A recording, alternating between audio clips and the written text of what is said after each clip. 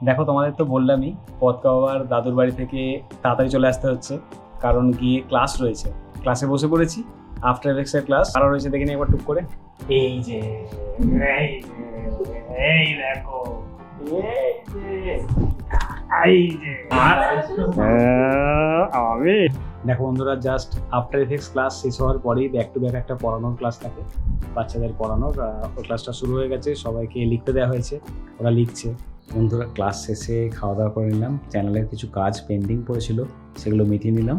আর হ্যাঁ, আর একটা জিনিস করবো ভাবছি, আমরা যে জিনিসগুলো বেবির জন্য কিনছি, যে জিনিসগুলো ইউজ করছি, সেগুলোর নিঃসন্দেহে সব কটা খুব ভালো নয়, সব কটার কিছু পজিটিভ দিক আছে, কিছু নেগেটিভ দিক আছে।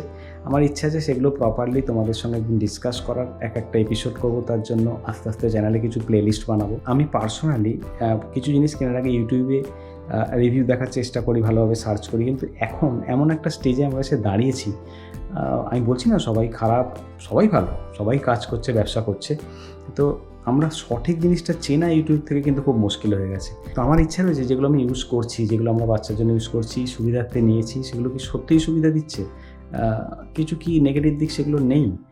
সেগুলো কি প্রপার তোমাদের সঙ্গে একদম ডিসকাস করব, ডাইরেক্ট কাজ করে দেখাবো কীভাবে কাজ করছি, কী প্রবলেম আসছে, সেটাকে কীভাবে আমরা রেমেডি করছি, সেটা তোমাদের বলবো। তোমরা যদি কেউ ইন্টারেস্টেড হও অবশ্যই কমেন্টে জানিও বন্ধুরা। তো তোমাদের কেমন লাগছে আমাদের ব্লগ অবশ্যই বলো, আমাদের ডেলি অ্যাক্টিভিটিস কেমন লাগছে বলো, কিছু স্পেশাল মোমেন্টও চ্যানেলে ছাড়বো খুব তাড়াতাড়ি, দেখো সেগুলো কেমন লাগে।